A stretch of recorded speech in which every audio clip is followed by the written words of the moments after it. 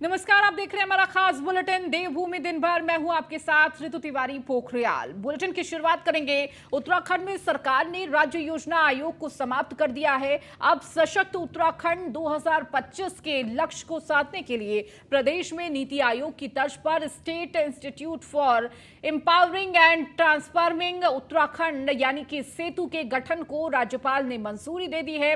हाल ही में कैबिनेट ने इसके प्रस्ताव को मंजूरी दी, जिसके बाद मंगलवार को सचिव आर मीनाक्षी सुंदरम ने इसके आदेश जारी कर दिए हैं। सेतु प्रदेश सरकार की नीति व नियोजन में थिंक टैंक की तरह काम करेगा। इसके अध्यक्ष मुख्यमंत्री होंगे, साथ ही नियोजन मंत्री, उपाध्यक्ष और 3 सलाहकार भी नियुक्त होंगे। तो बेसिकली पॉलिसी प्रिस्क्रिप्टिव बॉडी रहेगा जो हमारे भविष्य में पॉलिसीज और प्रोग्राम्स किस नेचर से तय होंगे उसके लिए एक उच्च श्रेणी के बॉडी के रूप में काम करेगा। इसका जो अध्यक्ष हैं ये माननीय मुख्यमंत्री जी होंगे, उपाध्यक्ष माननीय नियोजन मंत्री जी और अन्यथा कोई भी माननीय मंत्री जिसको माननीय मुख्यमंत्री जी नामित करें ये होंगे।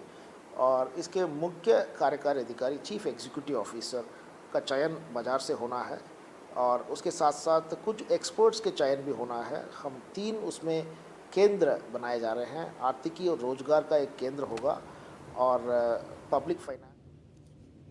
मुख्यमंत्री पुष्कर सिंह धामी ने आज दिल्ली में श्रीदेव सुमन की पुण्यतिथि पर उनका भावपूर्ण स्मरण किया और उनके चित्र पर श्रद्धा सुमन अर्पित कर श्रद्धांजलि दी। मुख्यमंत्री ने श्रीदेव सुमन की पुण्यतिथि पर कहा कि टिहरी जन क्रांति के नायक श्रीदेव सुमन देश के महान सपूत थे। उनके महान आदर्श हमें सदैव प्रेरणा प्रदान करते रहेंगे।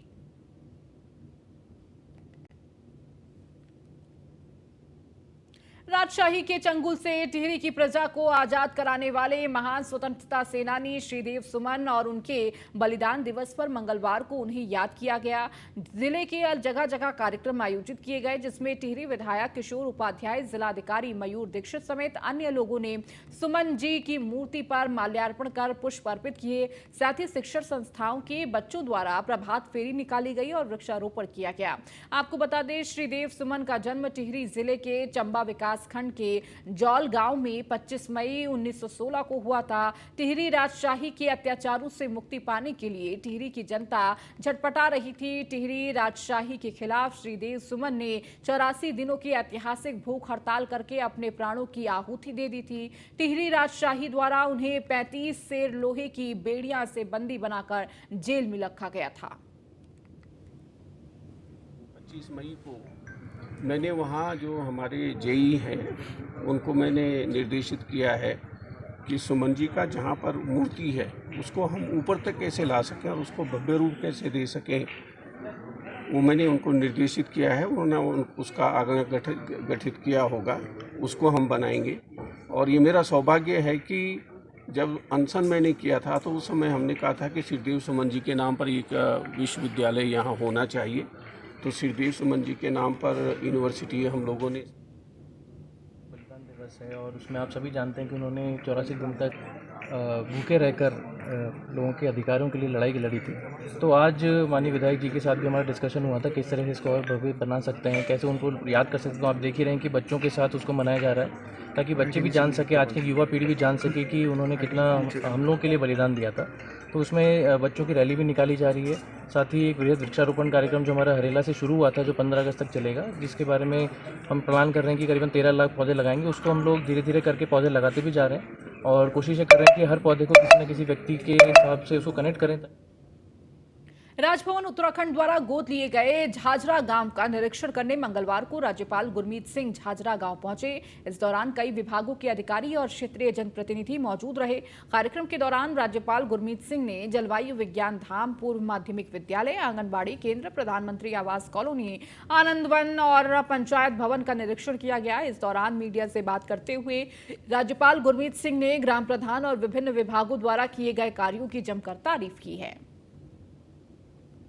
झाझरा गांव में आकर जो एक लहर मुझको दिखाई दी है, सच कहूं तो अत्यंत खुशी हुई है। सबसे पहले मैं कहूंगा जो सेल्फ हेल्प ग्रुप का मैंने स्टॉल्स देखा है, जो सेल्फ हेल्प ग्रुप की महिलाओं ने यहाँ पर एक अलग ही तरीके से जो उत्पादन करती हैं, मुझे तो इस बात का पूर्ण विश्वास है कि पूरी दुनिया में उत्तराखंडी महिलाएं और हमारी उत्तराखंड की बेटियों जैसा कोई नहीं है। और हमारा जो सेल्फ हेल्प ग्रुप, जो वुमेन लेड ऑर्गेनाइजेशन है, ये अवश्य ही, I am definite about it that they will bring a revolution, a transformation और एक बहुत बड़ा बदलाव लेके आएंगे। हमारी ग्राम सभा में महामहिम राज्यपाल जी आए, उन्होंने हमारी ग्राम सभा गोद ले रखी। उन्होंने स्वास्थ्य केंद्र का निरीक्षण किया, आंगनवाड़ी का निरीक्षण किया और आनंद वन में गए, प्रधानमंत्री आवास कॉलोनी का निरीक्षण किया। मैं उनका तहे दिल से बहुत बहुत धन्यवाद करती हूँ कि उन्होंने हमारी ग्राम सभा में आके। सूबे के पूर्व मुख्यमंत्री और महाराष्ट्र के राज्यपाल से भगत सिंह कोश्यारी मंगलवार को अपने 2 दिवसीय निजी दौरे पर विकासनगर पहुंचे, जहां उन्होंने पार्टी कार्यकर्ताओं और स्थानीय लोगों से मुलाकात की। विकासनगर पहुंचने पर स्थानीय लोगों और पार्टी कार्यकर्ताओं ने कोश्यारी का भव्य स्वागत किया। मीडिया से बात करते हुए भगत सिंह कोश्यारी ने कहा कि उत्तराखंड विकास के पथ पर लगातार आगे बढ़ रहा है, जिसमें युवाओं की अहम भूमिका है। हॉर्टिकल्चर में, फिशरीज में और डेयरी में एक काफ़ी युवा आगे आ रहे हैं, विशेष करके पढ़े लिखे लोग आगे आ रहे हैं। और इस दृष्टि से देखा जाए तो अभी अनेक सालों तक लोग यहाँ हमारे विशेष करके पुरोला के उधर रवाई के उधर के लोग जो है सेब हिमाचल के ब्रांड से बेचते थे, लेकिन अब धीरे धीरे जो सीधे उत्तराखंड के ब्रांड से बेच रहे हैं, तो ऐसे लोगों को भी बहुत प्रसिद्धि मिल रही है। और थोड़े दिन में मुझे लगता है कि उत्तराखंड का सेब जो है ये हिमाचल के मुकाबले में आ जाएगा, हो सकता है उससे आगे। प्रदेश के सैनिक कल्याण मंत्री गणेश जोशी ने धामी सरकार के ड्रीम प्रोजेक्ट सैन्य धाम का स्थलीय निरीक्षण किया। आपको बता दें कि राजधानी देहरादून के गुनियाल गांव में वीर शहीद सैनिकों की याद में प्रदेश का 5वां धाम सैन्य धाम के रूप में मनाया जा रहा है। सैनिक कल्याण मंत्री गणेश जोशी की माने तो देश के प्रधानमंत्री नरेंद्र मोदी की परिकल्पना यानी सैन्य धाम आगामी दिसंबर माह तक बनकर तैयार हो जाएगा। धामी सरकार का ड्रीम प्रोजेक्ट और जिसको पूरा करने का सौभाग्य सैनिक कल्याण मंत्री होने के नाते मुझे प्राप्त हुआ है। जब मोदी जी यहाँ पर आए थे, उन्होंने कहा था कि ये वीरों की भूमि है, राष्ट्रभक्तों की भूमि है। हर घर से 5वां सैनिक हमारे उत्तराखंड से होता है। देश की सेना का 17.5% की पूर्ति हम करते हैं और किसी शहीद को हम वापस नहीं ला सकते। उसकी यादों को जिंदा रखना, उसकी वीरता का व्याख्यान करना हर देशवासी का कर्तव्य है। और चाहे दिल्ली की मोदी जी की सरकार हो, चाहे उत्तराखंड की धामी सरकार हो, इनके सम्मान में लगातार कार्य।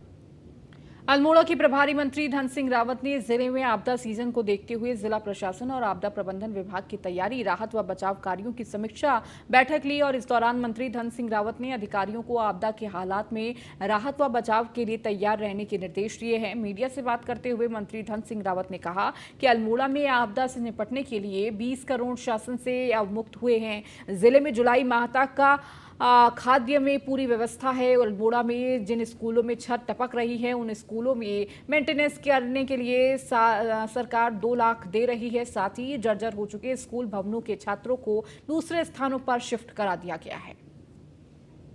अल्मोड़ा जिला, बागेश्वर जिला और पिथौरागढ़ जिला, जो हमारे 3 जिले हैं कुमाऊं के, उनके लिए एक बड़ी सौगात हमारी सरकार ने दी है कि अब अल्मोड़ा मेडिकल कॉलेज में MRI की मशीन का आज विधिवत शुभारंभ हो गया है। मैं माननीय प्रधानमंत्री जी का भी, देश के स्वास्थ्य मंत्री जी का, अपने मुख्यमंत्री जी का, यहाँ के सांसद का, सभी का अपनी ओर से बहुत बहुत बधाई देना चाहता हूँ कि अब एक बड़ी सौगात यहाँ हो गई है। और जितने आयुष्मान के मरीज होंगे सबका निःशुल्क जो है इलाज भी किया जाएगा और MRI का भी जो है। उत्तराखंड के पूर्व मुख्यमंत्री और कांग्रेस के वरिष्ठ नेता हरीश रावत ने इंटीग्रेटेड टाउनशिप योजना पर सवाल खड़ा किया है। राजधानी देहरादून में कांग्रेस भवन में आयोजित प्रेस कॉन्फ्रेंस में पूर्व मुख्यमंत्री हरीश रावत इस योजना पर सवाल उठाते हुए कहा कि इस योजना से हजारों किसान भूमिहीन हो जाएंगे, साथ देहरादून की वास्तविकता पहचान भी खत्म हो जाएगी। वहीं कैबिनेट मंत्री प्रेमचंद अग्रवाल ने ऐसे किसी भी योजना से इनकार किया है। उन्होंने कहा कि सरकार बिना किसानों की सहमति से कोई भी जमीन एक्वायर नहीं करेगी।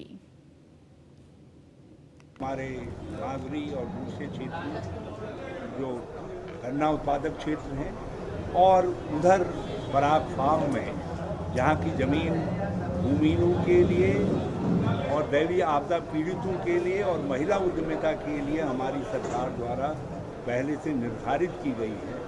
तो ये अपने चहेते या अपने उन आकाओं जिनके धन से भारतीय जनता पार्टी समृद्ध है, जिनके हितों के वो संरक्षक हैं, उनको लाभ पहुंचाने के लिए इस कंसेप्ट को जनता के ऊपर थोपा जा रहा है। हमारे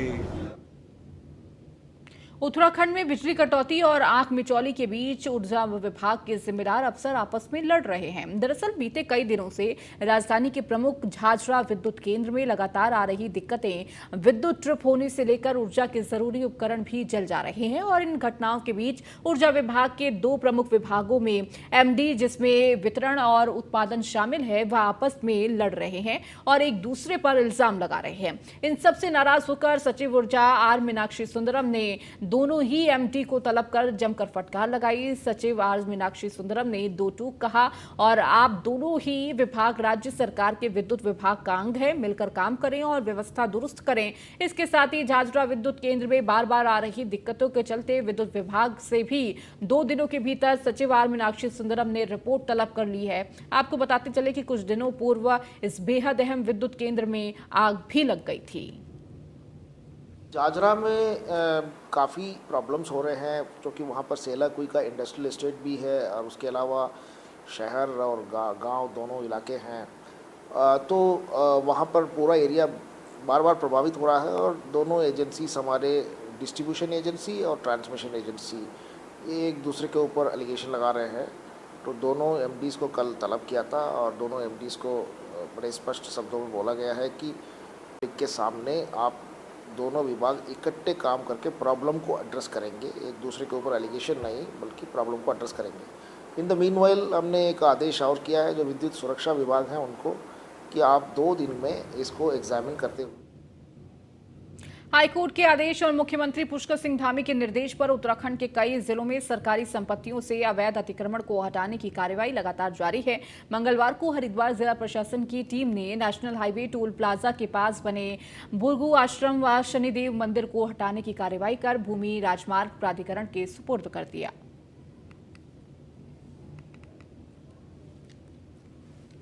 नई टिहरी के कोटी कॉलोनी टिहरी बांध की झील से मात्र 800 मीटर की दूरी पर बना बोटैनिकल गार्डन आज बदहाल स्थिति में है। टिहरी डैम वन प्रभाग इसकी देखरेख करता है और इसके लिए टीजीसीएस धन मुहैया कराया जाता है, लेकिन कई सालों से बजट नहीं मिलने से इसकी हालत खराब हो रही है। जिलाधिकारी मयूर दीक्षित का कहना है कि मामला उनके संज्ञान में है, जिस पर संबंधित वन अधिकारी के एस्टीमेट बनाने के निर्देश दिए गए हैं, जिससे कि उसमें अच्छा कार्य हो।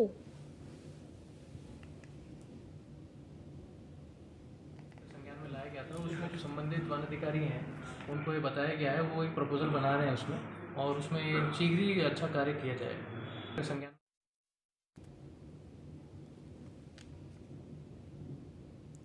शहरी विकास मंत्री प्रेमचंद अग्रवाल ने विधानसभा स्थित सभागार कक्ष में प्रधानमंत्री आवास योजना के तहत ऑनलाइन लॉटरी के जरिए लाभार्थियों को आवास आवंटन के प्रपत्र सौंपेंगे। शहरी विकास मंत्री ने कहा कि विभाग द्वारा केंद्र और राज्य सरकार की महत्वपूर्ण प्रधानमंत्री आवास योजना के तहत संचालित 2 परियोजनाओं में मटकोटा, उधम सिंह नगर और झब्बर वो हरिद्वार के लाभार्थियों को ऑनलाइन लॉटरी से आवास आवंटन किए गए। प्रेमचंद अग्रवाल ने कहा कि पूर्व में विभाग द्वारा 7 परियोजनाओं के माध्यम से लाभार्थियों को आवास आवंटन किए जा चुके हैं। आपको बता दें कि प्रधानमंत्री आवास योजना के तहत आवास विकास परिषद द्वारा संचालित कुल 16 परियोजनाओं में लगभग 14,200 आवास आवंटित किए गए हैं। 7 परियोजनाओं में हमने पहले इसी प्रकार के अलॉटमेंट लेटर जारी किए थे।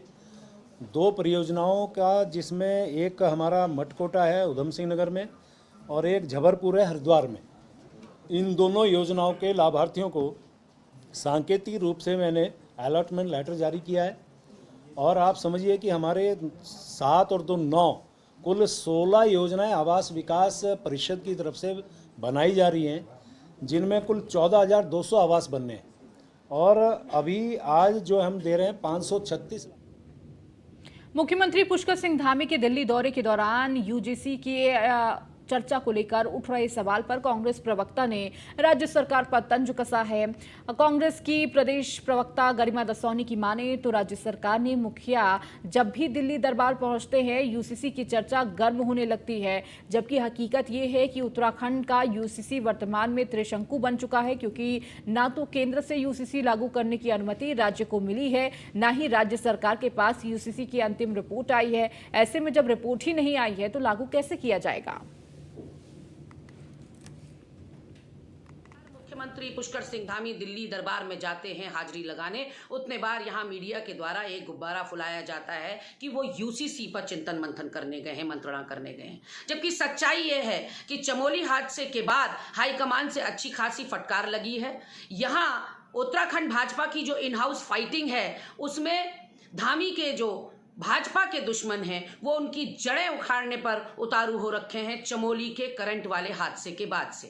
तो धामी जी टटोलने गए थे दिल्ली कि मैं कितने गहरे पानी में हूं, अभी भी मैं अमित शाह और मोदी की गुड बुक्स में हूं या नहीं हूं, और यहां चला दी गई कि धामी यूसीसी पर चर्चा करने गए हैं। न नौमन तोय तेल।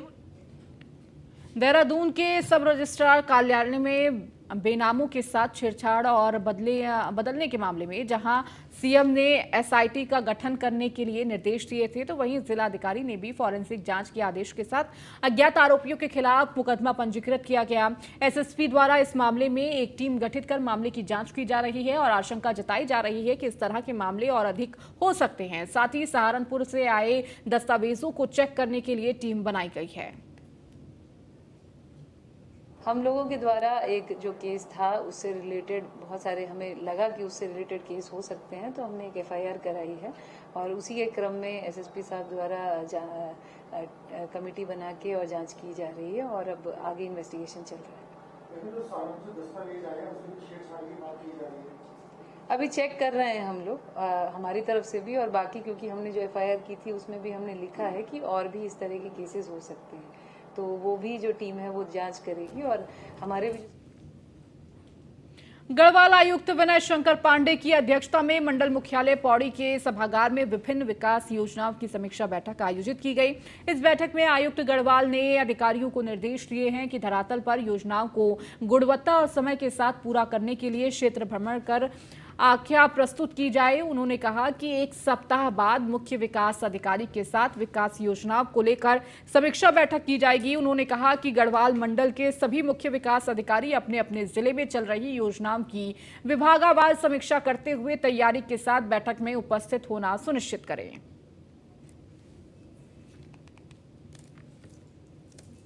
देहरादून में कई ऐसी छोटी दुकानें हैं जिनमें केवल गुटखा, तंबाकू, सिगरेट जैसी चीजें बेची जाती हैं। इन दुकानों का संचालन करने वाले सरकार के नियमों को ताक पर रखकर धड़ल्ले से नाबालिग बच्चों को भी यह सभी सामान उपलब्ध करवा रहे हैं, जिसका संज्ञान लेकर जल्द ही जिला प्रशासन कार्रवाई करता हुआ नजर आएगा। देहरादून जिलाधिकारी सोनिका के अनुसार ऐसी दुकानों को जल्द ही चिन्हित किया जाएगा जहां 18 साल की आयु से कम लोगों को यह सभी चीजें उपलब्ध कराई जा रही है और इन सभी संचालकों पर चालानी कार्रवाई भी देखने को मिल सकती है।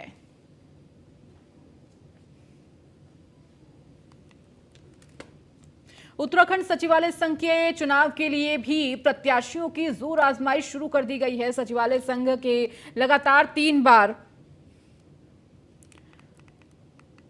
अध्यक्ष दीपक जोशी एक बार फिर से मैदान में हैं। दीपक जोशी का कहना है कि इस बार के सचिवालय संघ के चुनाव में ओल्ड पेंशन स्कीम सबसे महत्वपूर्ण मुद्दा है। इसके अलावा कर्मचारियों के हितों के लिए भी लड़ाई लड़ी जाएगी। मंगलवार को सचिवालय में दीपक जोशी ने जनसंपर्क कर वोट मांगे और छात्र संघ से जुड़े छात्र नेताओं ने भी सचिवालय के गेट पर पहुंचकर दीपक जोशी को अपना समर्थन दिया। कि हम लोग चुनाव पे फोकस हैं और कर्मचारी जानते हैं कि उनके हितों के संरक्षण के लिए विगत 3 टर्म्स पे बहुत से ऐसे मुद्दे हुए हैं, बहुत सी बातें ऐसी हुई हैं और पुरानी पेंशन को लेकर जिस तरह से कर्मचारियों में, इस प्रदेश के कर्मचारियों में एक उबाल है, मैं तमाम उन एनपीएस कर्मचारियों के साथ हूं जिन्होंने इस पुरानी पेंशन की लड़ाई को अभी अमली जामा पहनाना है और 2024 से पहले मुझे लगता है इस पुरानी पेंशन को हम स्टेट को एक ऐसा स्टेट बनाए, हिमाचल की और अन्य स्टेट की तरह, कि जहां पर पुरानी पेंशन पहली बीजेपी शासित प्रदेश होगा जहां पर ये पुरानी पेंशन को हम लागू कराएंगे। और इसके साथ साथ ऐसे बहुत से मुद्दे हैं सचिवालय और वहीं हरक सिंह रावत और कैबिनेट मंत्री प्रेमचंद अग्रवाल के बीच निजी बातचीत का वीडियो सुर्खियां बटोर रहा है। बातचीत के इस वीडियो के सामने आने के बाद प्रदेश में सियासत शुरू हो गई है। सोशल मीडिया पर भी इस पर बहस तेजी से हो रही है। वहीं मामले पर कैबिनेट मंत्री प्रेमचंद अग्रवाल ने पलटवार करते हुए हरक सिंह रावत को विश्वासघाती बताया है। प्रेमचंद अग्रवाल ने कहा कि हरक सिंह रावत ने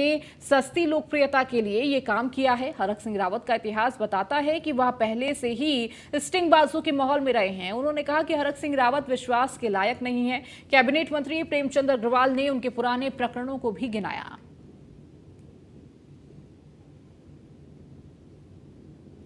अजीब सा व्यवहार माननीय हरक सिंह रावत जी के द्वारा किया गया। हरक सिंह रावत जी हमारे उत्तराखंड के बहुत वरिष्ठ नेता हैं, अनेकों बार मंत्री रहे हैं, नेता प्रतिपक्ष रहे हैं। जब उनका एक फ़ोन मेरे पास आता है और जिस विश्वास के साथ मैंने उनकी बातों का जवाब दिया, और मुझे दुख के साथ कहना पड़ रहा है कि एक मंत्री के साथ उनकी वार्तालाप को उन्होंने रिकॉर्ड भी किया और उसकी वीडियो बनाई और जिसको अपलोड करके पूरे लोगों में प्रसारित किया। चलिए, इस बुलेटिन में फिलहाल इतना ही। बने रहिए न्यूज़ 1 इंडिया के साथ।